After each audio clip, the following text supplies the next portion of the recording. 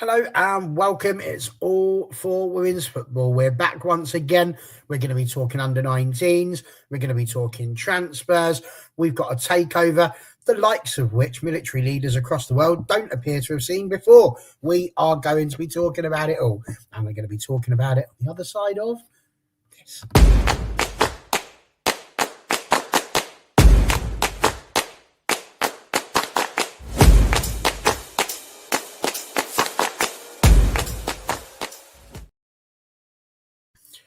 Three cheers for Barry. We didn't muck up the start for 2 weeks now. We've had a bit of a drama today. We're back on it, which is great news for us. Well done, me, and well done, you guys, for being here as well. We've got an Emily who's incredibly happy in the chat already, as well as a few of our regulars popping in as well. So lovely to see you. Do say hello if you're in the chat now. And meanwhile, we're here to talk all things football. It's been a funny few days, hasn't it? We had to say goodbye to Bonnie Tyler. We had to say goodbye to Sam Neill, which upset me a little bit today. But there are no dinosaurs on this panel, except for maybe me. So here, let's have a chat to two young, fresh-faced people who could indeed be the same age as the young kids that were wandering around Jurassic Park. That's Freya and Liberty. Freya, how the devil are you this evening? I'm okay. Can you hear and see me okay? Because I can hear you very well. Your face was not matching up to what you were saying. Yeah, no, it's the same on my screen. Right. I will do a little shuffle about and I'll be back. But all well, apart from technical issues. No problems. It's been a great start. Liberty's dropped out 3 times before we started, hence why we didn't go live. Now, immediately she's passed that problem on to Freya. Freya will be back. She's literally straight out and then straight back in again. Look at her go. Hey. There you are. Hello. Hello. Oh, it's still slow. Might have to. I don't know what it is. Well, I'll watch Liberty how Liberty is whilst you have a little fiddle about with your computer and see what's going on. Liberty, how are you? I'm good. I'm not going to cut out again because I figured out why it was literally just going. I'm good. I've been feeding my neighbour's cat while she's away. I do it every year for her. She's very sweet. Except for the cat is a tabby with the attitude and spirit of a black cat, so it doesn't really like me. Okay. And kind of looks at you like you are filth. And it's really funny because it's like this tiny cat and it's like, why the hell are you here? I'm like, I'm just trying to feed you. And I'm trying to fill the gap of time before Freya comes back. So I'm going to keep telling you about this cat. But yeah, it really doesn't like people. And it's kind of like, why are you in my vicinity? But other than that, I'm okay. It literally doesn't even like being stroked. It literally is like, don't touch me. So... That's cats for you, Liberty. I'm not a cat person. I'm a dog person all the time. So that's always been the way I've been. So, yeah, cats, very, very evil little things where they look at you. Absolutely. Anyway, whilst we're there, Freya, you appear to be with us properly now. I am on a lovely phone, propped up on the laptop, so it's still been in use at some point. Okay.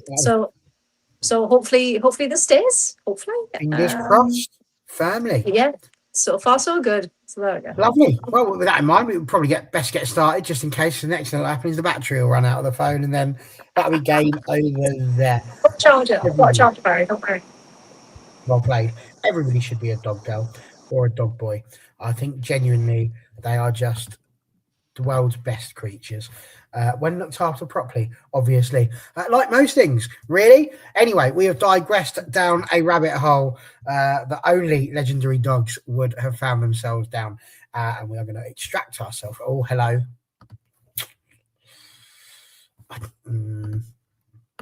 Liberty's put her thumbs up. You a Catwoman, Liberty. Oh, dear.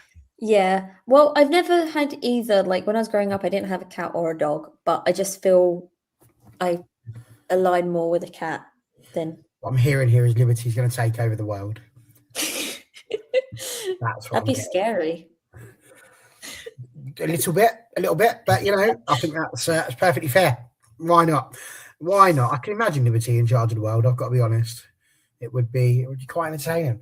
Could not be any worse than we've currently got, that's for sure. Anyway, well, hello, Freya's fallen down, showed us her dinner, excellent stuff. It's the best show ever already. That's what it is. That's what it is. What a start. Dogs, cats, dinner, dropouts. My goodness. Amazing. Anywho, we're going to get ourselves started. And we're kicking off with, as you said, lots of things to talk about. Under 19s, we've got the transfers. And, of course, our usual roundup of all things football. But a few things that we need to get up to date with first. And that is, of course, the under 19s. Now, why are we bringing up the under 19s? Well, first of all, because that's one of the only things women's football that's really been happening in terms of actual games being played. So it's a really good thing to discuss, but also because it actually ties in quite nicely with the local football in terms of England and I think potentially on a wider scale as well. So how does it do that? Well, Spain defeated Germany by a singular goal 2-0 in the final on Friday. And that win gave them their 5th win in a row. It's played every single year. It's their 7th win in 8. And they have done incredibly well. They have made 8 overall since the start of the championships in 1998. So it just shows you that in those last 8 finals, they have won, like I say, 7 out of those 8, which is absolutely unreal. They've been in 10 of the last 11 finals, 11 of the last 13. So since losing to Sweden after extra time in 2012, they've been right there for what is a ridiculous number of cycles when you consider that the age ranges go from under 17, under 19, you've got under 20s, under 23s and senior. It means that you only get 2 years at under 19 level, really. So as a result of that, it means you are changing your team every couple of years. And when you consider we also had 2 years of COVID within that, it means that for the last decade, Spain have been absolutely dominating. Now, does that extrapolate through to the senior team? Well, I think at the moment it really does. Because if we were to go back, as I said, since losing in 2012, if we were to take 2 years after that, you'd be looking at 2014. Now, in the Euros, they finished 7th in 2013, 8th in 2017, 6th in 2022, and of course were runners-up in 2025. They hadn't qualified for the Olympics previously until they came 4th in 2024. And of course, their World Cup has got better each year. They hadn't qualified prior to 2015, but in 2015, they obviously went out in the group stages. In 2019, they were in the round of 16. And of course, in 2023, they managed to win the lot. So with that in mind and thinking about how well they've played, I then took a look at Germany because naturally that makes complete sense with them being the side that were in the final. And I mean, they've done incredibly well as well. They've won 6 and been in 4 finals in the time that Spain have been dominating the landscape. In the last 5, France have been in 5 finals, 1 in the last 5. Netherlands have won their only title in 2014. They made 1 of them. And Norway have never won it, although they have made 5 finals, making up the other finalists. So out of the last 5 years, Spain have done incredibly well, but Germany are another side who've done pretty good. So I started to think, what is it that these under-19 sides are doing that teams like England are not? Because England are not, as a rule, really being seen in those finals of the under-19 championships. So is this really, and we sort of touched on it a couple of weeks ago, ladies, but is this really where the FA or the WNL board have looked at PGAs and said, this is why we need to do it? Now, at that point, I then thought, well, hang on a minute, Barry, are there enough B teams for us to be able to make that comparison across the other divisions? So I went and had a look. And what I came up with is the following. So there are 14 teams in the second tier. You've got Atleti, Barca, Real Madrid, and Tenerife. They all have B teams and they make up 4 of the 14 in the second tier. There is at least 4 more in the lower leagues, and some of them even have C teams. In Germany, you've got Frankfurt, Hoffenheim and Köln with B teams. But in the third tier, you've got Wolfsburg, Werder Bremen, Hamburger, Essen, Leverkusen, Anderlecht, don't ask me, Mainz, Bayern, Freiburg, SC Sand, which sounds like a really good DJ. They've all got B teams, plus a Frankfurt C team. So with this in mind, the logic that the WNL is coming up with and the FA in terms of trying to get young players in the Lionesses. I mean, they say copy what's working, right? And this is working. In Spain and in Germany, they are doing incredibly well. I know it's their culture, but I've got to ask the question. Is this the way forward? Should it be tied to relationships with the clubs in the WNL instead and trying to use them perhaps as feeder clubs and be the parent club and send them to them in order to try and maintain those links and maintain the clubs that we've got and maintain our culture and our standards? I don't know. But at the minute, looking at those two teams, Spain and Germany, that are dominating, it's a bit of a question for me. So that's me. I'm done. I've given you the background. Ladies, it's over to you. The battle lines are drawn. I'm starting to side with the WNL. I think maybe we're just going to have to, swallow this bitter pill and maybe change the way that we look at things if we are willing, or if we're going to, copy being the wrong word, but if we can hit the point where they are at. So you tell me, Liberty, Freya, I can already see Liberty going, no, Barry, no, but well done for having an opinion, Bazza. Well done. That's it. I'm done. It's up to you two. What do you reckon? Fight. I can understand the appeal and why that model would, in theory, be good for England. I just don't think that right now plunking a load of 16 to 18-year-olds in the lower leagues of English football is going to have the same effect that it's had in Spain and Germany, because, as you said, they've had these models for years, this sort of B team that is essentially a feeder into the first team. You look at how many of Barcelona's youngsters have come directly from Barcelona B and how many they still recruit to Barcelona B, even from abroad. They are constantly signing the next young Pole, it feels like. And Real Madrid also are too, because they actually just signed a young Polish keeper.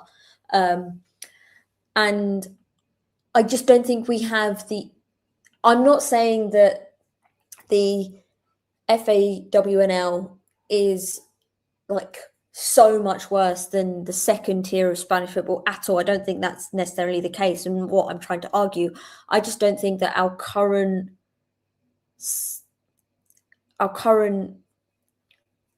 what's the word I'm trying to find? Current setup, our current relationships between the lower tiers of English football is actually going to have that much of an impact. And what I get the impression is putting the academy teams of 4 clubs in at this level now is trying to be a quick fix, when what I think we need is actually way more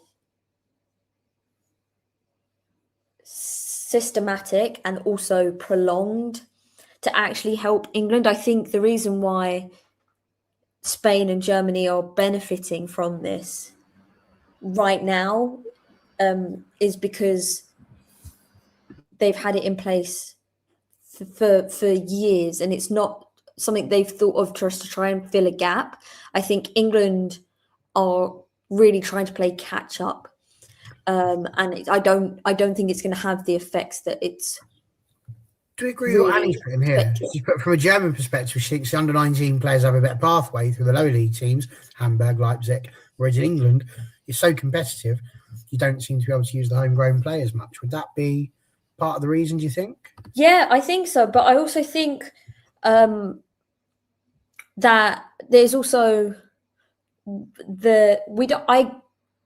yes, I agree. I also think that we don't really see many players coming through the Bayern Academy or the Wolfsburg in the same way we do as these lower league teams like Hamburg and Leipzig, which would be more comparable to England, because there isn't the opportunity for Freya just keeps leaving. There isn't the same opportunity, the same way there isn't at Arsenal and Chelsea for the masses in those teams. I just think that it's what I really strongly believe that's going to really help English football at youth stages is foreign loans. I think about Cecily Wesley-Smith, who's doing really, really, really well at our lovely Rosengard, is, starting in that back line every single game because she is that level that they needed. That's why they got her and why Arsenal chose them over somebody else. Obviously, a loan deal isn't always going to work out. On the flip side, you think about Vivian Leah, who is widely considered by a lot of Arsenal fans a really brilliant young winger, but her time at Hammarby has been cut short for reasons outside of anyone's real control.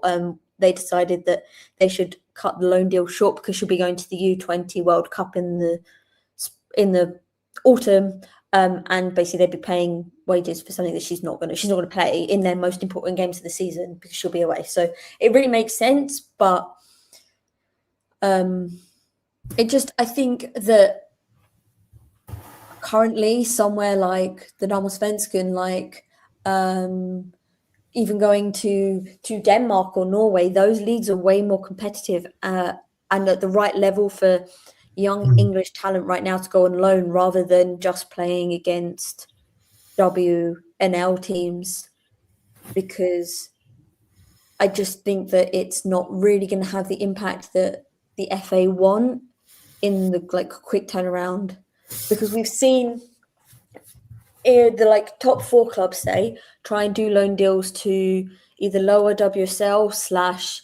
WSL2 teams in the past 5 years, and not really had you've had specific success stories, maybe like a Jess Park. I could not remember her name for the life of me there, but Jess Park at Everton, obviously, also Aggie Jones at Everton.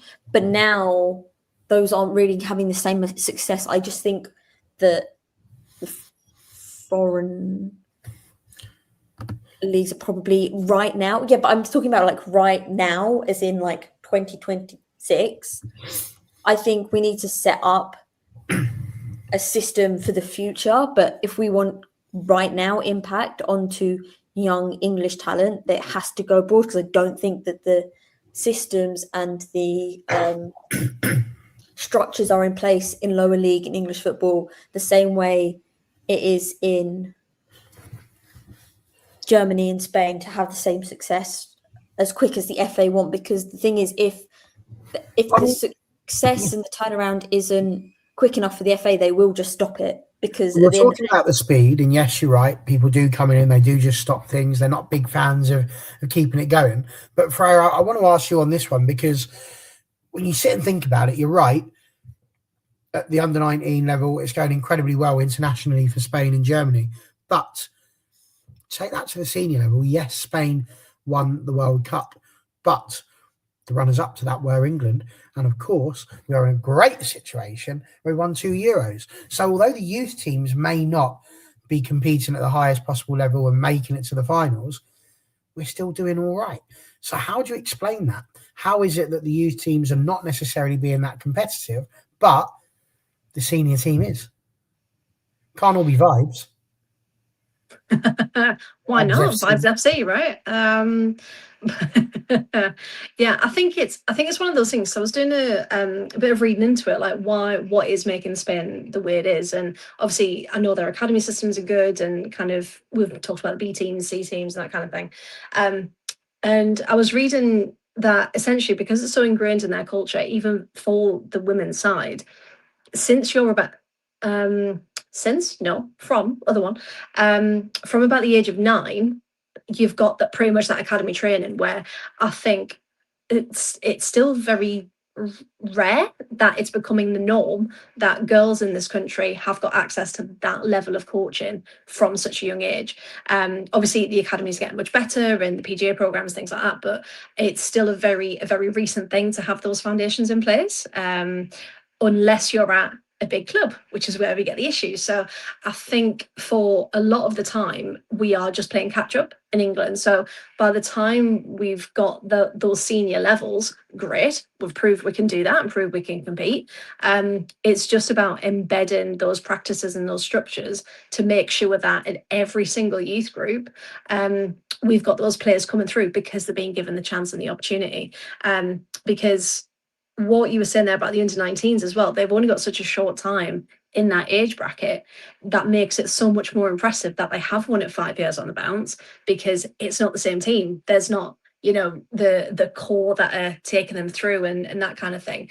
They're all completely different because they've all aged out. I know, Liberty, we spoke about Vicky Lopez, didn't we, last week, how she could still be playing in all of the under age groups, but she's not. She transferred to the seniors so quickly. So I think it's to do with that infrastructure. It's to do with the level, like you said, the competitiveness, and I think the gaps still between WSL, WSL2 and the Women's National League as well are just too great. So if you've got some potential good players, young players, you are going to send them abroad, because now they're not getting a look in WSL2, and unfortunately tier 3 and 4 are just too much of a, I don't want to say drop, that sounds really harsh, but it's too much of a gap to bridge between where they need to be to come back into the first team, because now we're seeing a lot of youngsters now leaving and signing for WSL2 teams, tier 3 teams, because they just can't get minutes in the first team. There's just no pathway. It's not possible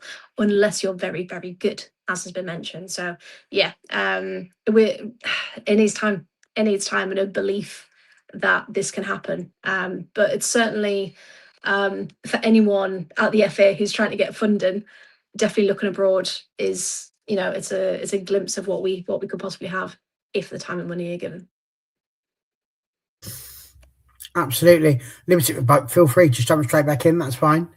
I was just thinking about when, obviously, I'm thinking specifically Arsenal players here because that's in my brain. But I was just thinking about when Michelle Adjumang, Katie Reid, and I think it was Layla Harbert were all on loan at Watford, and Arsenal drew Watford in the FA Cup, and Arsenal let them play against themselves. Obviously, that's usually not allowed, but they let those 3 players play against Arsenal in the FA Cup because essentially, 1, they were Watford's 3 best players at the time, and 2, it was no real match. There was unfortunately no real way that Watford were going to win. So it was kind of like, we'll let our 3 players play against us because this is their best exposure to this level of talent. And now look at where those 3, 2 of those players are. Layla Harbert is obviously a bit up in the air, but I think that you would never have that.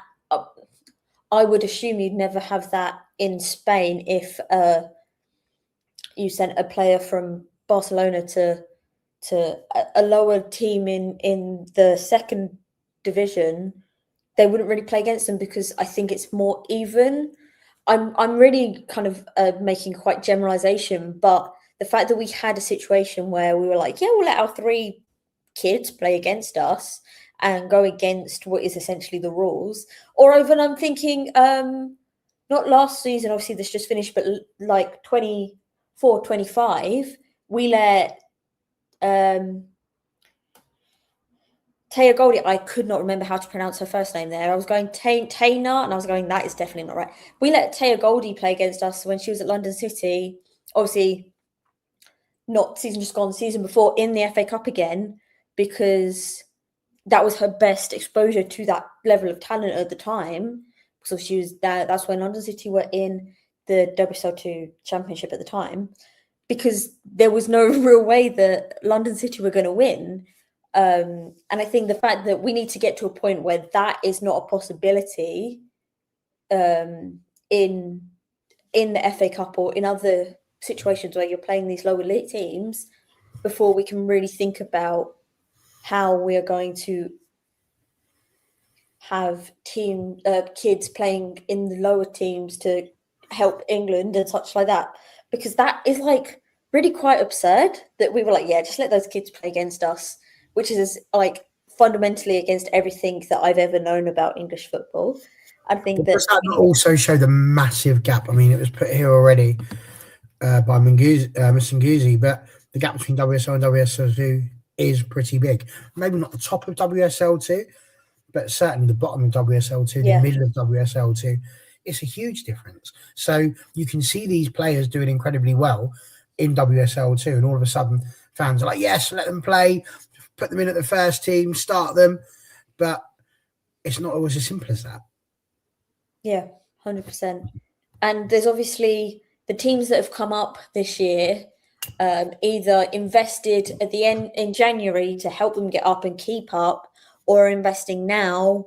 I'm thinking Palace, and rumours have come out today about them to stay up, but the other teams below them obviously aren't currently investing at a WSL level to stay up / get up, but there was a clear difference in January between those three teams that did actually get promoted and basically everyone else in the league, especially teams that have a similar money to those three teams. I'm thinking Newcastle specifically there, Nottingham Forest, maybe less so Portsmouth and Durham, but I'm thinking those specific like Premier League teams that have the money. There's a clear difference between Birmingham City, who broke their own transfer record with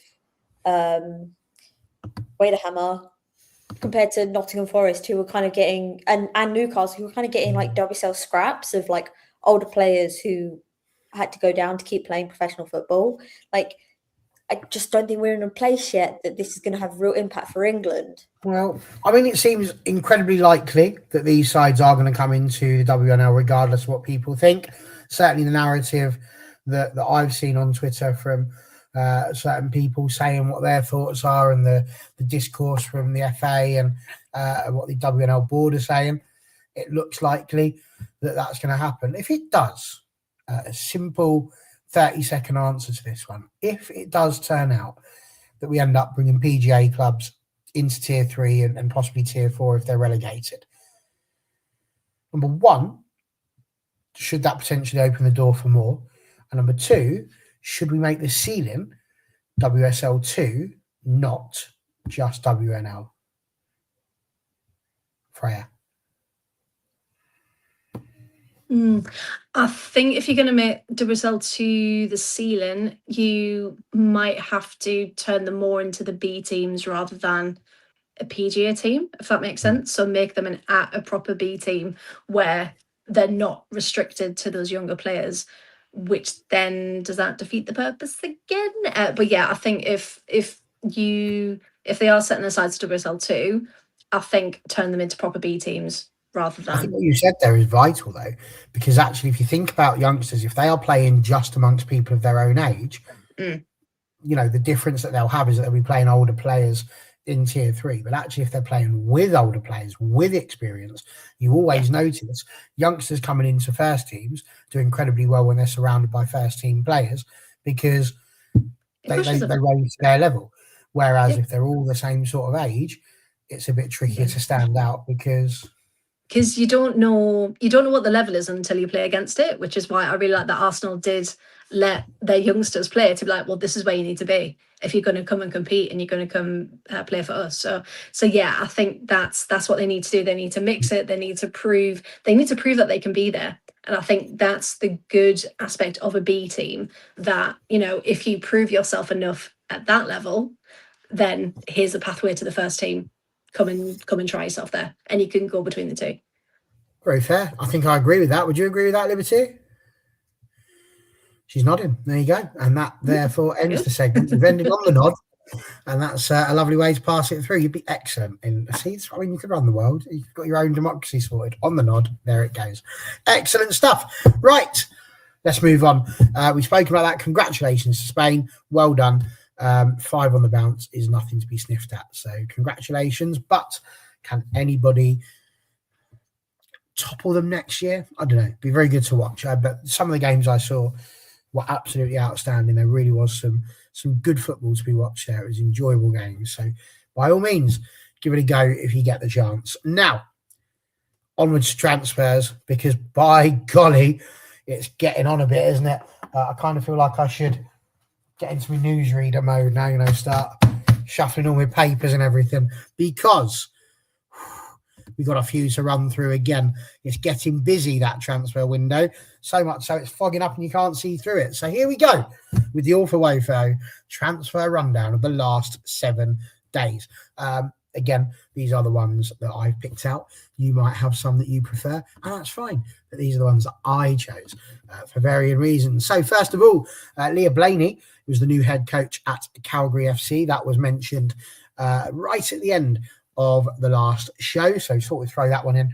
It's nice to know where managers are going. But with regards to some big moves across players, Nina Nystad's gone from PSV to Portland Thorns, the central midfielder there. I will try and say all these names as right as I possibly can. But Emily Bernack from Hecken to Strasbourg, the centre-back there. We've got Thiniba Samura, who has been given a new contract for PSG until 2030. That is another centre-back, and of course, that is one of our profile teams, as is Leverkusen, who have bought Paulina Tomasiak from, I don't even know where I'd start with this one, Gurnik Lechner. We'll give that a go. She's a forward, so that's great. Hannah Nemeth has left Wolfsburg to go to Newcastle United at centre-back. And Janu Levels has gone from Welsh? Wolfsburg. Sorry? Was that a bit of Welsh? Was that Welsh? That was Welsh. It wasn't my best. I'll give you that one, but I thought I'd give it a try. Newcastle, I don't know. That's even worse. I've gone Scouse now. It's Scouse. Oh, no. Calm down. Janu Levels has left Wolfsburg to go to Real Madrid for over €500,000. That left back is now allegedly the most expensive release from the Bundesliga, with Wolfsburg having a lot of players in that list. Will she be levels above? We shall find out. Shalina Zadorsky has left West Ham to go to Toronto. Julia Bartel, the central midfielder, has left Chelsea to go to Juventus. Niamh Charles has also left Chelsea to go to Manchester City. So that's an interesting little swap. Rafaela Bograffe has left Liverpool again to go to Leverkusen on loan for another season. That might be because they've just got Chiara Keating in from Manchester City. So clearly didn't need another goalkeeper there. Beth England is on her way to Crystal Palace. Tony Payne has left Everton to go to Inter Milan. The right winger, 31 years of age. That's an upgrade, if you ask me. Charlie Grant has left Spurs to go to Malmö, which I'm sure the girls are going to want to play in a bit, but that's the left backs. And of course, Geraldine Reuteler has gone from Frankfurt to a club in North London that wears red, along with Ona Batlle. Ona. At least we get to see her again. But those, none of them compare to the ones leaving Barcelona that have gone to London City Lionesses. You will get the opportunity to cast your eyes upon the joys of Mappy Leon and La Reina herself, Alexia Putellas. And who knows what ground they'll be playing at, because there's lots of conversations going on there as well. But they might as well play it in the gardens of Buckingham Palace the way this is going, because she'll be moved in before the end of the month. It's amazing. Unbelievable stuff. If I'd have told you last season we would have Putellas and Mappy Leon playing in the WSL, even 2 seasons ago, would any of you have said, yeah, that'll be for London City Lionesses? Would you have thought that? Who knows? Freya, give me your view on the transfer window in the last 7 days, because just when you think you've seen it all, boom, something new. It's there's certainly been some, hasn't there? I think a lot of teams, so you mentioned the big ones there. I think what annoyed a lot of people was the Alexia announcement, because we kind of all knew it was coming, but the fact that it took place in New York at a press conference with no London City branding. It was all Kinziker. There was no London City whatsoever.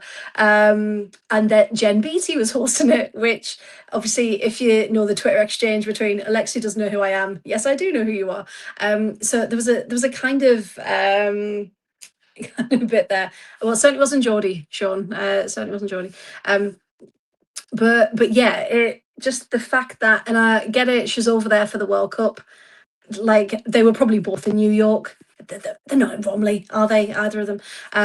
So it probably made sense scheduling wise. Just wait till you're back. Wait till the season. Wait till they're in their training centre. I don't know if their training centre's open, if they're still building it. Wherever they usually go. It just would have made sense, and the fact it was all American journalists as well. It just didn't feel like, if this is the way you're announcing, Lorena to the WSL, you're not doing it to the right way, because you're not doing it to the fans. Obviously, the fact that people tuned in as well. I was one of them. I wanted to see the drama. But even the fact that like the cameras were wrong, so we didn't actually see anyone come out on stage until like the very last second, and it just, none of it worked. And you just thought the amount of money coming into this. Yeah, like just said there about like a Wall Street conference. It was like watching like on TV when they have like the doctors' conference and the medical conferences, and they all go and they've got the name badges on. It just felt very much like that, and it didn't feel, I don't know, it just didn't feel right. It didn't sit right. And I know that's kind of the feeling around it. Whereas Mappy Leon, who was rumoured, just got a little video. As an announcement normally. So yeah, just very, very bizarre choice there from Michelle Kang. With that as well, though, you've also got Leon. So not Leon as a club. And if they were to make it into the top three, they'd be in the Champions League, or would they? Because if Leon are there as well, they're not going to be able to. So if she's sitting there pumping all this cash into London City Lionesses, and let's say they finish third just for the lulz, if that's where they finish, what does she do? To have to play rock, paper, scissors to see which side is going through? Does she have to give up one of the clubs? Which one is she going to give up? Does she give up Leon? She can't give up Leon. She can't give up Leon because now she's... Well, no, because she's now the sole owner of the whole club, including the men's team. So she can hardly go, I don't want you anymore. The most boring one. It wins every year. Like, at least for London City, you've got a bit of a challenge. The thing is, though, Michelle Kang is very clever. She will have thought about this. She will have found a loophole. She will find a way for them both to be there, regardless of the rules. I was going to say, we've seen at the World Cup that rules mean nothing. So there's going to be a loophole that she can exploit. She shouldn't, but she might. I think it's interesting, though, that before the Champions League final, I can't think of her name for the life of me. Nadine, the head of UEFA Women's Football, I can't think of her name. Dark hair. Yeah, she does all the draws, but she used to be. Her first name's Nadine. I can't think of her last name, so that sounds about right, but I honestly can't think of it. But yeah, very cleverly, she gave an interview to Tom Garry at The Guardian. No damn. Pardon? No damn. She's a different one. She's a different one. But she gave an interview to Tom Garry from The Guardian literally the day before the Champions League final this year. Thank you, Annie. I knew you would get it. German. Saying, no, it's not going to be allowed. We are not going to allow both Lyon and London City in this same European competition. She got on that early, and then I said on Twitter that she'd said this, and I won't name names, but people were calling me stupid. I was like, well, she made the rules very clear. I don't really know what you want me to do with this. She said it out herself to Tom Garry. Unless, Michelle's going to pay them off, I don't understand how they're going to backtrack now, because it's very clearly in black and white on the Guardian website. You can look it up. I don't think we are going to have a situation where, if you follow men's football at all, obviously we had a very similar situation with Crystal Palace / Nottingham Forest this season, where the owner of Nottingham Forest also owns a club in Europe. They were going to be in the same competition. Essentially, it all got blown out of proportion, and teams had to be moved European competitions because of it. I don't think we're going to get to a point where that's going to happen, because she set out the rules very clearly now. I don't think that they're going to basically let Kang get away with it. Personally, I don't understand how that they would backtrack that much to let her get away with it. But maybe money talks, and I'm naive in thinking that there's integrity still in our game. Who knows? But yeah, it's wild, isn't it? Absolutely wild. And of course, Arsenal with their 2 signings as well, Reutler and Ona Batlle. I mean, honestly, the WSL is looking amazing. I have to be honest. I look at it from a United point of view. I think we're going to be down there with the likes of, I want to say Villa and Brighton, but I think Villa are going to overtake us. You know what I mean? It's about mid-table. Is it cheap shot? Cheap shot. I can No, feel no, wait, you mean no? here. I am worried. Mid-table is great. You would love to be mid-table, that's Sean in the chat. You'd love to be 5th. Yeah. You'd love to be us. Is that yours, Champions League. But genuinely, it's looking really good. And I'm wondering if, on the power of the signings that we've looked at so far, Arsenal and London City, can we see London City getting anywhere near those? Because they really have. If they can get that magic and get it to work, they're going to be a dangerous side. Yeah, but there's still a big if they can do that. And I don't think that. I think that whilst Alexia is an inspiring signing, I'm not sure Mappy and Mary Earps, for example, are the ceiling raisers that people think they are in 2026.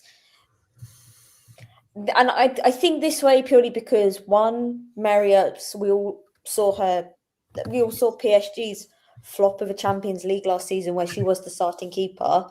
But also, I think I respect very much what Mappy did by stepping away from Spain for as long as she did. And I commend her for that, having the, what's the word I'm trying to find? The integrity in herself to do that, make that decision for as long as she did, because she could have come back sooner, but she didn't. But I think that there's a big difference between playing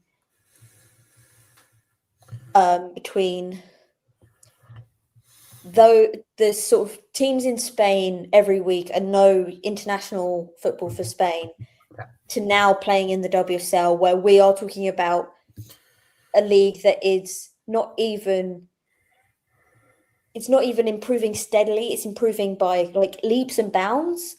I would say at this point we are attracting talent that I think on a scale we've never seen before really anywhere. Maybe like early 2010s NWSL is like the only comparable thing at this point. And so I just wonder if that's really going to be the big success story that people are expecting because of where she's come from and what she's won with that club. And I still don't understand the Mary Earp signing. I thought Elena Letty was a brilliant keeper, and signing her to a new contract, but also bringing in Mary Earp just doesn't really make sense to me. I don't really understand how that's going to play out. But yeah, I think that if there is something, it does work out with all these players, and also they're going to still, somebody said earlier, they're still going to have to get rid of players. But they still have too many players. They've got 32. Yeah. 32, including 5 goalkeepers. Oh, come on. For comparison, Arsenal have 31 currently, but they will be looking to offload probably kids. Claire said it. Thank you, Claire. Freya, do you agree with this? Just get a neutral's view on this one. Do you think Arsenal could win the WSL, or should win? Not good. They should. Yeah. Yeah, 100%. I agree. Yeah, the quality they've brought in, I'm jealous. Very jealous. But this is how you level up. This is how you bring in players properly, and you bed them in because they're the players you want. Because I actually quite agree with it. I'm very excited to see how Reutler gets on in the WSL. I really had to think that. I was like, NYC YouTube channel. Right. I think so. I think Reutler's great. Yeah, we said it after the Euros, didn't we? How much of an impact she made. So yeah, I'm more excited to see Reutler, to be honest. Okie dokie. Listen, now's your time to throw in any other transfers that you want to shout about. Anything you might have mentioned. None of you, I don't think, have mentioned the word Malmo yet, and you were very excited to do so earlier on. Well, So don't worry me. I'm just saying. Now's your time. Give me a chance. No, I'm joking. Breathe, Liberty. Breathe. I actually really want to talk about two that Barry actually hasn't mentioned because they were technically for my roundup, but I'll mention them here to fill in the gaps for our lovely teams. But first off, I do want to talk about Paulina Tomasiak going to our lovely Leverkusen, our lovely because I've adopted them now. Obviously, I don't know. Don't know if people know this. She's obviously a Polish international. She's 26, and if you happen to know Polish fans, they are really, really fond of her. She's a really good talent. She's 26, as I said, so she's slightly older, and this is her first time, I think, leaving Poland. However, I think this is a really good signing for Leverkusen. A good leveler. I think that they've had players that have come and gone to your Bayerns and stuff and equivalents. But I think that this is going to help them steady that ship, especially in a time where Frankfurt are losing players like the plague. Their captain still might not be able to play next season. Obviously, Reutler's gone. And Yomi's gone to London City. We talked about that last week. Nadeem Reason's gone to West Ham. There's like more and more. I could go on and on, but I won't. So I think that Leverkusen are really looking to bridge that gap between them, who tend to finish fourth, fifth, sixth, kind of around there, push up to take that third spot because everything is so tumultuous at Eintracht right now that there is a real possibility here for them to do that. And I think this is a really, really good signing to do that. And also, I am biased. I'm going to put that out there, but I still think it's great. And a really great leveler for her because the team she's coming from tend to finish fourth, fifth in Poland. And so to take that step up into Germany is really going to help her individually, but also her going forward with the national team as they obviously look to try and qualify for the World Cup next year, which is going to be really hard, as we spoke about a month ago or so. But she will be a big player in that, especially with her sort of being preferred now to Natalia Padilla-Badaz, because obviously her time at Bayern was quite few and far between. In my other signings that were going to be in my roundup, but I'm just going to do them quickly now for sake of it. PSG have given a first professional contract to Lafontaine, brilliant name. Obviously a young player, first professional contract, striker, French, obviously. I don't think you can be called Lafontaine and not be French. But can't say I know too much about her, but really be exciting to see. It's a contract till 2029. I'll give you her full name, Marie Estella Lafontaine. Very French, but here goes picture. Exciting for them to be bringing up young talent. Hopefully lots of good things to come. And Rosengard have signed, now this is going to be, I have not looked this up, so I apologize in advance. Clara Svensson, I got that bit. Snellius. Yes, who is she? She's come from, so she's a 21-year-old Swede and has played with the U23s for Sweden. But she actually has come from Nuremberg, where she spent the last season. But before that, she had Jitex experience, who play in the second division of Swedish football. So she's played in Sweden, just not in the Damallsvenskan. But they've signed her.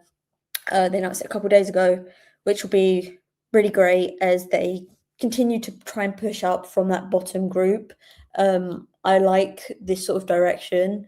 I think it could be really good. And to come from abroad, also said she come from Nuremberg, to come back to Sweden will add a different layer to Rosengard as they try and, as I said, push up. And yeah.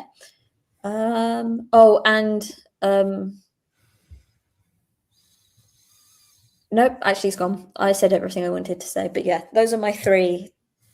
But mainly, I really like Paulina to Leverkusen, and really happy that one of our roundup clubs, and specifically my roundup club, have signed themselves a pole. That's great. Absolutely. What was the club that she was at? Okay, I looked it up before and it's gone out of my head, but I think it's Gornik Leshna. That's pretty much what I said. I'll take that. Yeah, I did give you a thumbs up when you said it. I Yeah, I don't was think you reading. saw. Sorry. But I did kind of give I think that's as good as I'm going to get to. So yeah. Days, I'll catch that on the replay. Great stuff, Freya.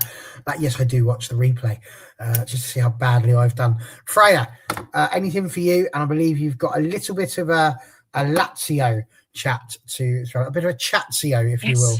So go for it. A rancio. I've got a rancio coming.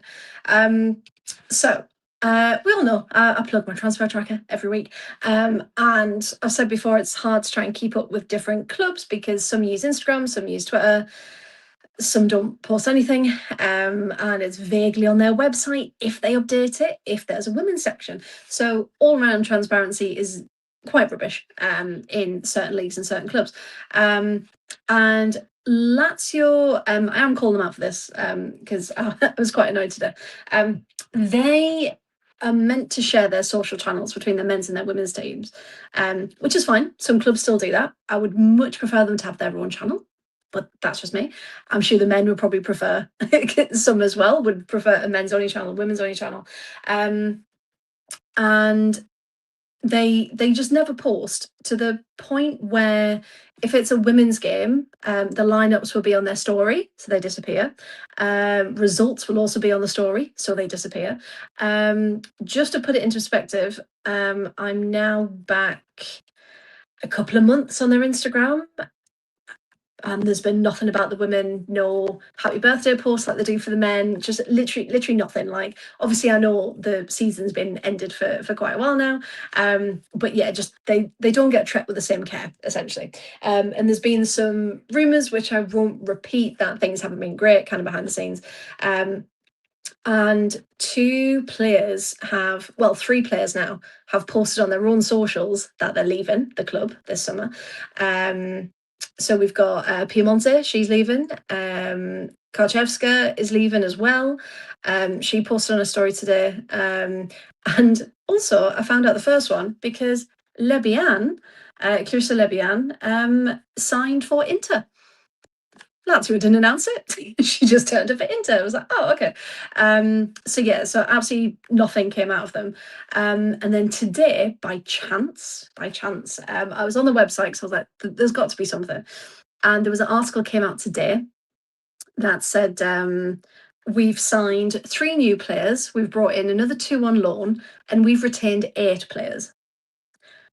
Nothing about departures, nothing about anyone else. So there's a whole starting 11 essentially of players that have just disappeared from the face of the earth. And it's like, if you want the fans and the writers and everyone involved in the sphere to respect you, and I'm more than happy to, if there's an article that comes out to our departures, thank you for everything, blah blah blah, but I'm under the impression it's not going to come, and I think that really sucks for players who have played their hearts out for this team for however many seasons, and essentially it's a stab in the back, because one of the lines, and I translated it a few times to make sure I was getting the right phrasing of it, was essentially, we're going to rebuild with essentially players we can trust and players that are going to be like the core of this team. And I was just kind of like, the stats that Piemonte in particular brought to Lazio last season, are you kidding? So yeah, it just felt, and if you read her statement, there was a lot of I'm going to leave my head held high with dignity. Things haven't turned out the way I wanted them to. So it's very much something has gone on behind the scenes. We won't speculate. But yeah, it just feels like a kick in the teeth to a lot of those players who have just disappeared with nothing. So I really hope that someone from the club sees this, and they put out a statement and tell us who's actually left, rather than playing spot the difference between the squads, because they've completely got rid of the squad on their website as well, so they've erased kind of all memory of anything. And yeah, it's just kicking the teeth for the women's team who are trying so hard with very little investment, that they're getting no coverage, absolutely nothing at all. You mentioned that about Lazio. Didn't you also have something you wanted to say about Linelli? Yes, and Clonelly Town as well. They've folded their women's team. Very, very soon after, of course, we talked about Forest Green, didn't we? We've talked about other clubs, Plymouth as well, who've essentially said, no, I'm going to focus on the men. This one, apparently, I have reposted it on the Holded 15 Yards. There was a statement released by a journalist as well. I think his name's Harry Ware, I think. And it was essentially about how the players didn't know anything about it, the staff didn't know anything about it. The club kept them completely in the dark, so they had a feeling that something was going to happen because the communication just wasn't there. And then they were essentially told, yeah, look for other opportunities because we're not having a club next season. We're not having a team next season. It's just wild. We've had this conversation too many times now. It's frustrating. Yeah. Very frustrating.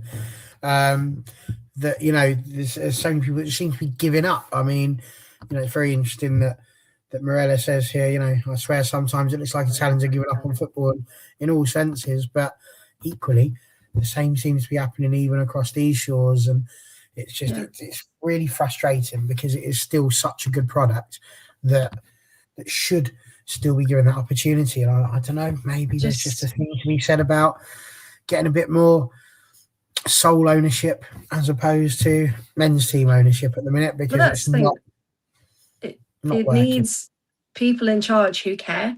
And I think very much still in Italy that women's football is still very much an afterthought. I said before, tickets are free to games because they own the stadium or the land anyway. They're like, yeah, let the women play.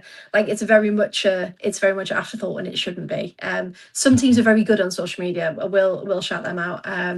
But yeah, there's still quite a lot of them who either share with the men's teams and get nothing, or yeah, they just don't get their fair share of support from the top at all, no matter who they try and bring Liberty's gate. So here she comes with a sweeping right-hander.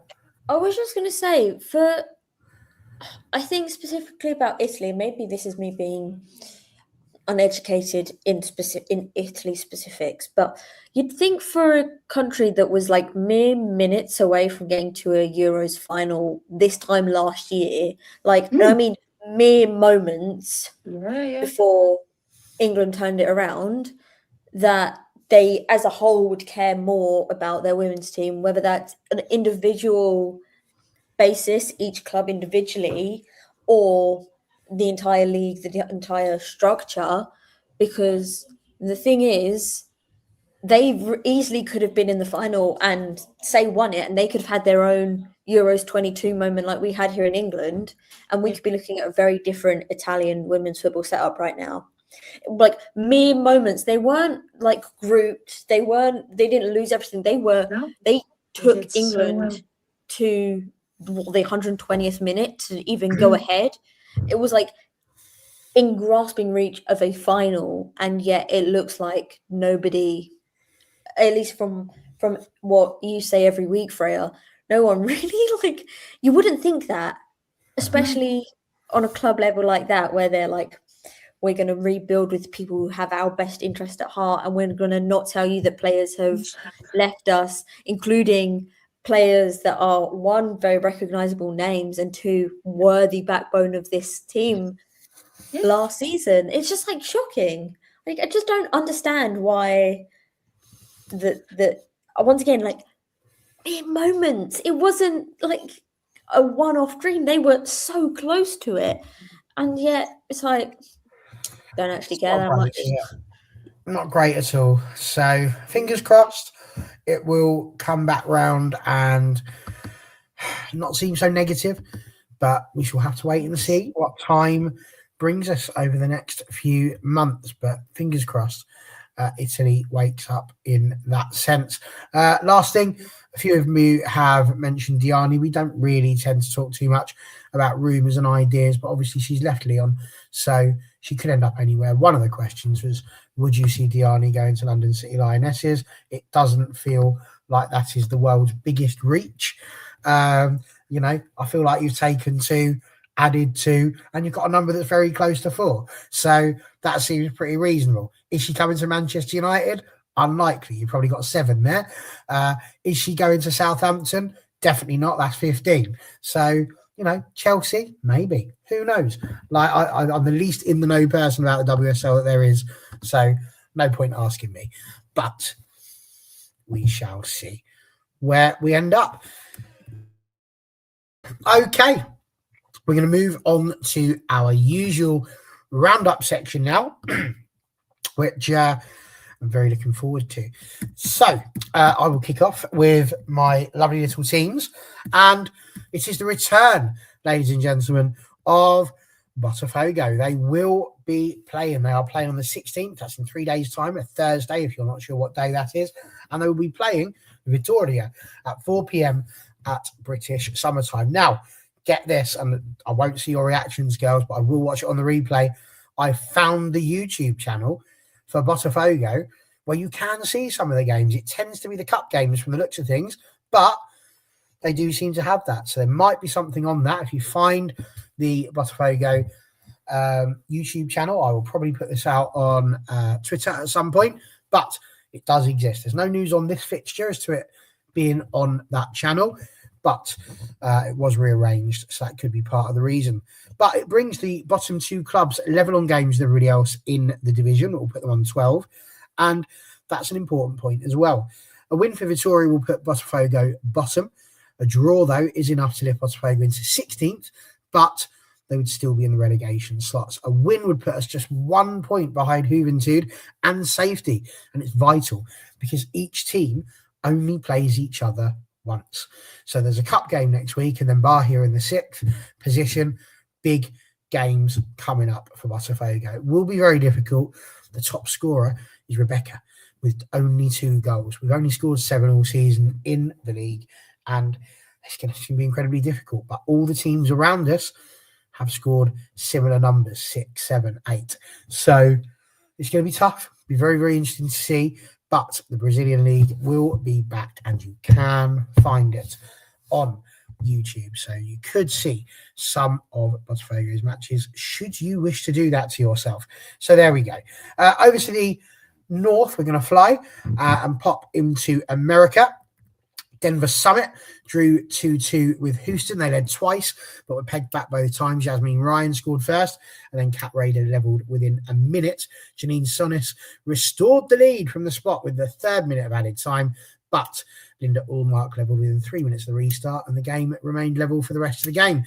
Summit are some way off their namesake, I've got to be said. They're 4 behind Orlando in the playoff spots with a game in hand. Their next game is Saturday at 7 o'clock in the UK time, and that will be against 3rd place Portland Thorns. It's not easy, and they are only a point from the top, Portland, after defeat to Seattle at the weekend. Fun fact, I was having a look at some of the attendances that you can get in the NWSL. Now, apparently, Denver Summit can get 12,000 people in their stadium, their main stadium that they play at, which is the 12th best in the league. And apparently Boston can get 20,000 in theirs, which is around about joint 8th with Washington Spirit. But Boston's stadium can expand to a capacity of over 64,000, which is second only to Seattle, who ironically can only get 10,000 in usually. But Summit currently have the best average attendance at 25,775. Boston are 8th with 11,062. So how does that work when you've only got 12,000 people that can go in? Well, they managed to get 63,000 at Empower Field on March 28th. So they don't always play in the same stadium there. They were treated to a fantastic 0-0 draw for Summit. And maybe that's why we haven't seen 63,000 since. But although that is the highest attendance of the season so far, Boston are in 2nd place because a fortnight earlier they got 30,207 at Gillette Stadium. Otherwise, it's Portland Thorns who account for 5 of the next 7 highest attendances, which are between 19 and 22,000. So I just thought I'd throw that in there for the people last week that were telling us that you don't get that many people watching the football. Boston, however, did get their win against Chicago, which was great news for them. They won 2-0 Gutierrez scoring again, this time from the penalty spot. That was midway through the first half. Then Michelle Prince scored again with the second just before the hour mark. They've leapfrogged Chicago. They move into 14th spot with Bay just in their sights, but Bay have got a game in hand. Houston, however, who we were obviously just talking about, remain just 2 points clear, and they're on the same games. So obviously, Boston will be looking at trying to pull that back. There's every opportunity, every chance for them to do so. And I think it would be fair to say that they have not had it the easiest. Denver Summit have certainly managed to perform just a little bit better. They have certainly attacked that playoff spot, and they're in with a shout. They could do it. They will be playing next on the 16th of July, interestingly enough, against Orlando Pride. So I think even Denver Summit will be pulling for Boston Legacy on Thursday. A couple of new teams to talk to you about. Brondby, they will be taking on Ajax in the second qualifying round of the UEFA Women's Champions League. That'll be on the 5th of August. And they could play the winner of Slavia Prague and Rangers for a place in the third qualifying round. That's thanks to them finishing runners-up last season. Their capacity, I was on an attendance run today, at the 1964 park is 2,000. And only ASA Copenhagen, who have just been promoted, have got a smaller capacity of 1,000. But some games will be played at the Bromby Stadium, so they could well be getting a few more people through the door. This is the first season in over a decade that's going to feature 10 teams. Nobody was relegated this year so that they could expand the division. It should begin next month, and it's a funny little league. So they'll play each other home and away. Fantastic Australian show, by the way. After that, there are championship playoffs, and the top 6 teams will battle it out for the top 3 spots to win the title, get to the Champions League and Europa Cup. The bottom clubs have some of the top teams from the second division pop up, and they have their own little league, and then the bottom 2 in that league get relegated. Different, cheeky, refreshing. That's Denmark for you. I think it's brilliant. So I'm quite looking forward to watching that one. That was a good shout for me to find that, because I didn't have a clue what was going on. I'm not going to give you a huge amount about the Graafschap, but what I can tell you is that they were promoted last season. We'll be covering their season in the top division, the Eredivisie. This season, we'll see the division retract to 10 teams. So it's quite interesting. We've seen a lot of them grow. This one is going from 12 to 10. There will be a formal promotion and relegation with the second division, though. Last season saw the top 3 get Europe, while the bottom 3 saw 2 relegated automatically and 1 in a playoff with the team below. That was Hera, and the Graafschap defeated them and became heroes. So it tends to start in September, so it's one to look forward to that takes us into May. That is my around the world roundup for my 5 teams that I have got there. Now, between Freya and Liberty at the moment, they've got 4 teams each. Of course, Freya looking after Napoli, Halifax Tides, Logroño, and our new Rimyongsu from North Korea. Congratulations on that one, by the way. And of course, Liberty has got Bayer Leverkusen, Omiya Adia, PSG, and the mighty Rosengård, the best team in Sweden by a million miles. Liberty's own words, that. So I'll let you two fight as to who's doing their roundup first, but go for it. Well, I only have one thing to say, so I'm sorry, Freya. I'll just go first. I've already said my 2 for Rosengård and PSG, and obviously we talked about Leverkusen. I only have one more, and it's that Leverkusen played PSV Eindhoven of the Dutchness in a pre-season friendly over the weekend and lost 1-0. The goal was scored by Julia Herkelsberger Fuller, who has just joined PSV, or I think you're actually supposed to say, if you're Dutch inclined, PSV. From Galatasaray. She's you may recognise the name. She's an Australian. That's not the right one. An Austrian international who recently made her 50th cap for her country. But yeah, she joined at the end of May to PSV. and scored in the preseason friendly with Leverkusen 1-0. And they won, as I said last week, their first preseason friendly 2-0 the week before, because obviously Germany start their league, I want to say 3 weeks before England, maybe even a whole month. They sort of start in August time because they have that whole month of, or not the whole month, quite a big chunk of January off. They don't play. I think it actually is the whole month. I'm being quite lenient there. So they start earlier, so they still finish in May time. So yeah, they lost their second friendly of this preseason, but they've won the first one, so it's all good. We're still going to win the whole league. Nice. Freya, what you got for us? Mixed bag, to be honest. So yeah, let's talk about Halifax Tides first. Why not? They lost. They lost, unfortunately, against Montreal Roses. It was just a 1-0, so it wasn't the end of the world. At the stats and the highlights, they probably should have won. They should have at least got an equaliser as well, the amount of shots they had. But unfortunately, it wasn't enough. So yeah, got beaten 1-0. So they're still in fourth out of sixth, with another loss under their belt, unfortunately. However, they do still have a positive goal difference, and the other two teams below them don't. So I'm taking that as a win. They are away again this week. They're going to Ottawa Rapids, who are currently first in the NSL. So probably a big ask to go and compete. But I have faith. That they can go and they can do something. If they just set their minds to it, they can get a point. So yeah, poor Halifax did not pick up any more points last weekend. Napoli, nothing's happened since last week, so that's nice and easy. Logroño still haven't updated the hangman. Fuming. They also haven't done anything, so nothing to report there. Transfers mainly have been with Juve and Inter this week in Italy. They've kind of woken up and gone a bit mad.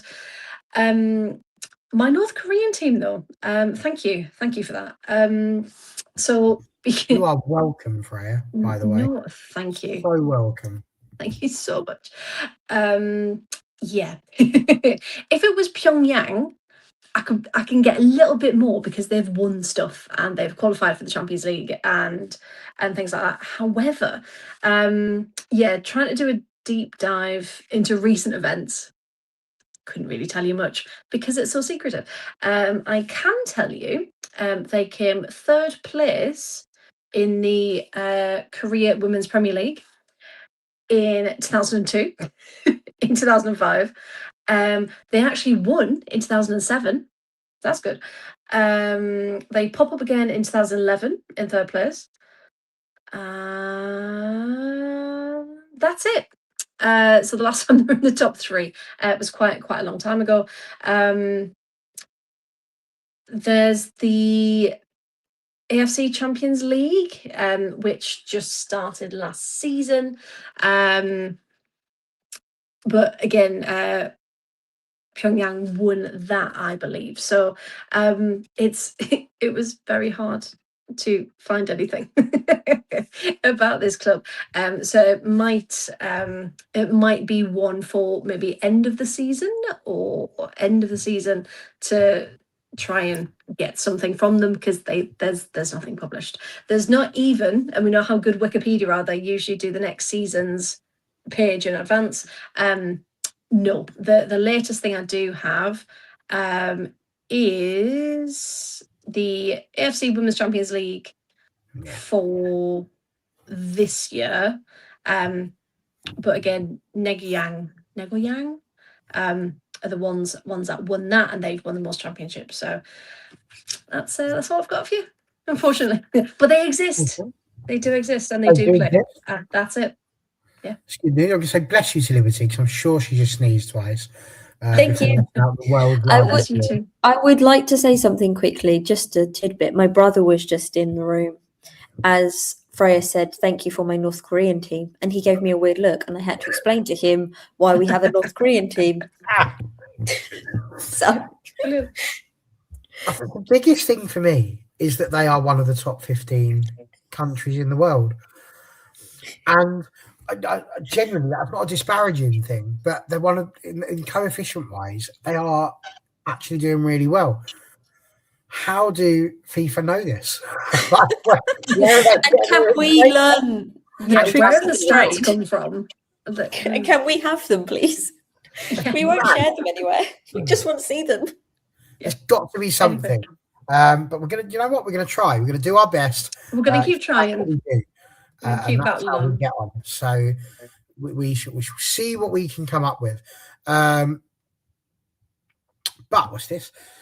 So nobody is going to follow Alex Popp in her adventure in Borussia Dortmund to help them up to the second division, not specifically on its own, no. But this is a great little message to get there. Just watch the under-19 final. I've got to say, Rosalia is a phenomenal player. She was excellent. She got player of the tournament. Another gem from Barcelona. They've got a lot of them. She's also a good singer too. Also a good singer, yeah. Me and Fro are on the same wavelength. I'm still sat here going, I don't know who you're talking about. But there we go. That's Barry, just quickly. Gotham are moving stadium just while you were talking about attendances and stuff. They're not coming to London as well. There's not enough room. Well, they can have Bromley because London City are moving out, so they can have Bromley. Yeah, they're going to Etihad Park. Well, from 2028. There you go. 25,000 capacity. There you go. Gotham taking a little move. Why not? They do like to do that. It's very MK Dons that. But at least they keep in the same name. So that's wonderful. Right. That is the main part of today. Done. But we've still got everybody's favourite. It's the Wheel of Fortune, which we're looking forward to. We've only got 2 more of these to do. We've got some more next week because we were very kind to sip away and threw a few bits in. But let's have a little look at who we've got. Who's going to be the first wheel of names? It's WSL 2. I do believe. And if your name is Freya, you will be taking one of these things, which hopefully sorts out the sting of having to do North Korea. So there we go. As you can see, here they all are. Round and round they go. Newbies like Wolves and Burnley. Who will it be? We spin the wheel. It's been spun. Who are we going to end up on? It's going to be Durham, isn't it? It's not. It's Burnley. Oh, that landed on Durham. I might have spun. Perfect. Thank God for that. I was getting scared for a second. They've just signed Maddie Wild today. Wow. For full disclosure, I did ask last week if we did pull Durham, if we could re-spin, because I couldn't bear talking about Willie Kirk every week. So thank God for that. Just look how close that is. That is just that's a wheel of names that's playing with us. But nonetheless, we can add to Freya's list of teams. We will be following the rise of Burnley and seeing how they get on in the WSL 2. So that's rather fantastic. With that in mind, let's move over to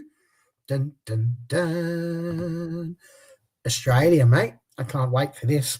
I've been really looking forward to this, and I nabbed this one due to the fact that obviously I am the only one really who has initially started talking about the A-League.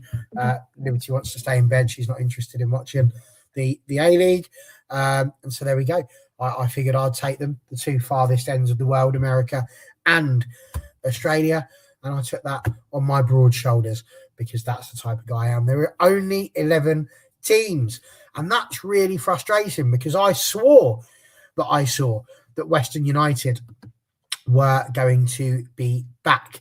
And I can confirm they are not going to be back, which was incredibly frustrating. On the 19th of May, so you could argue I should have got that. It was a couple of months ago. But Football Australia announced that Western United did not satisfy the mandatory licensing criteria for the upcoming 26-27 season. So they will not be able to take part, meaning there will just be 11 teams in the division once again, which is a little bit frustrating, I have to say. But That is unfortunately the way of the world. That's where we are. So with that in mind, let's get that marvellous wheel to spin. Who will be our Australian team? Let's not forget Melbourne City are, of course, the winners. But we're going to guess that's not a terrible team, you know. That's quite an interesting little one to chat. We're going for Canberra United, the capital of Australia there, Canberra. So there we are. Canberra United will be the side that we follow. That will be interesting, to say the least. So that will be our Australian team, which leaves us with one more. There was no way we were going to leave this until the very last week.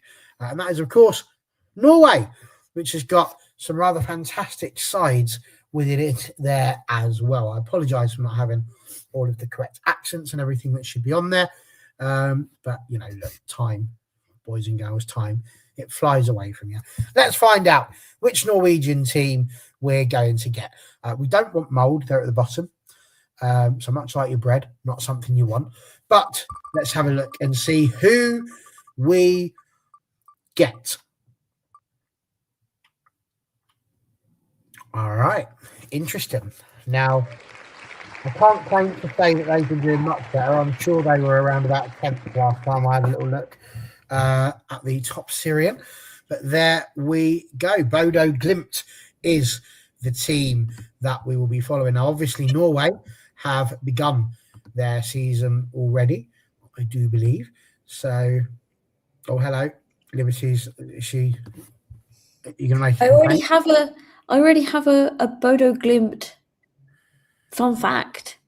You already have a Bodo. Are they the only team that have got a / in their name? No, it's actually that's actually quite funny. About a month ago, I read somewhere that now this is top of my head. I don't know names because I'm going off of memory from about 6 weeks ago. But essentially, one of their players, they won really big, like I want to say 7-0 or something in this game. One of their players scored most of those goals for Bodo Glimt, and she'd actually had to miss her sister's wedding for the game. She wasn't allowed leave, and so she went and broke the goals scored in a game, something along those lines. I will obviously research it properly and report back to you next week. But to tie you over until then, somebody's already made history for our new friends at Bodo Glimt this season, and it's all because she was not allowed to go to her sister's wedding or something like that. Once again, it was about 6 weeks ago. My memory is hazy, but something like that. Quite impressive for a team that, as you just said, Barry, are not the big dogs in Norway. I think we're looking at, our brands are the big dogs. So really impressive for little old Bodo to be doing that. But yeah, I will look up it properly. I will write it all down and tell you all properly next week. But to tie over until then, how fun is that? That's something to look forward to. There we go. Love that. So lots to look forward to. They are some kind of crazy names, but they love it. I mean, the American ones are just as interesting, I think. Central Coast Mariners, they're my favourite one. Just right down the middle of the lane, aren't they, the Mariners? But there we go. Listen, we're probably going to have a look at this thing about Fry Gang. And at the moment, next week is looking a bit empty. So maybe, just maybe, we will do a little bit of a deep dive into the doping situation and where we stand with that. And with regards to this one, Emily, the place we're at the moment is that if we keep doing this, we are going to end up with, about 700 teams per person. 5 was what we were going for. We did say we'd throw in 6, mainly because Scotland and Wales haven't had a team picked as well. And Sipaway wanted the South African side. So we said we were going to do that. So what I will do with Jamaica is I will put them on the waiting list. They are sat there. And if we are finding that North Korea is impossible to really get any decent information out of, and that basically Freya's just getting a holiday, we will give her a side in Jamaica, which, let's be honest, if she ever went to watch, would be an amazing holiday. So that would be quite something. So that's where we'll stand. If Freya has to tap out from North Korea, then we will send her a Jamaican side instead. And I hope that suffices, because if I give these girls too much to do, I've already got the extra team by taking the Americans. It would be they'll moan at me. I don't want that. They will moan. They'll be very, Barry, stop it. We've got other things to do. We've got jobs, all that sort of thing. I knew you would understand, Emily. Well done, you. So there we go. So yes, next week, not a huge amount planned in for what we are going to be doing, but we will have a look and let you know what's going on. There's not really a huge amount going on. Pre-season still hasn't quite got into any sort of full flow. It's happening lower down. So we may well be able to have a chat there. Some of the WNL fixtures will have come out. So maybe there'll be something there to have a little butchers at. But we'll find something, like I say. And we will also be working out our teams for Wales, Scotland, and South Africa. Now that leads to the last question, Liberty and Freya. Did you two do rock, paper, scissors, or whatever it is you needed to do in order to decide which one of you is getting Wales and which one of you is getting South Africa? No, but I really don't mind. Freya can choose whatever country she wants. Ooh. I'll go South Africa because I know nothing about South Africa. So let's do that. Sounds fun. She's straight in, so she's going with South Africa. You're going with Wales. I'm going with Bonnie Scotland. Happy days. I did pull rank on that one. I said, look, you two have whatever you want. I'm in Scotland. And that's that. So there we go. There's got to be some perks in this job, hasn't there? Freya, it's been lovely. Tell everyone where they can go to get your transfer tracker if they don't want to wait till next week to talk about this again. Yes, please go to thewhole115yards.com just to demonstrate how many things I've got on there. If you read every single word of every single transfer, you would be there for 29 minutes at an average reading speed. So that that shows you just how much is going on. So yeah, new contracts, ins, outs, loans, backroom staff, managers, anything that's possibly changing, it's all on there. So yeah, go give it a little click, please, and share with all your friends, because every click. You've got a spare 29 minutes. Very happy. Get over and read that. If you've only got a spare 20, just read the bottom bits. You know, read the bit you want. Yeah, scroll. It's fine. Yeah. But there we go. It just goes. It's a lot of work, and you do this every single transfer window. I can't work out if you're absolutely crazy or a legend. I think the truth is somewhere in between on that one. Liberty, did you manage to get the fly? No, it's still going around. I don't know what it is, because I don't think it's a fly. I'm scared it's like a mosquito or something, and I don't react well. I will be red and blue for a week, so I'm like, but okay, we'll give you a chance to go and deal with that blood-sucking thief. That's fine, and we will see where we end up next week. We are looking forward to seeing you then. There might be a show midweek, but there's this little thing called the World Cup semi-final with England and Argentina that might well get in the way of that. So, yeah, we probably won't end up doing that. But either way, get yourself back here next week. I'm sure the ladies will be here. I'm sure I'll be here. And hopefully you will be too. Thanks for being in the chat.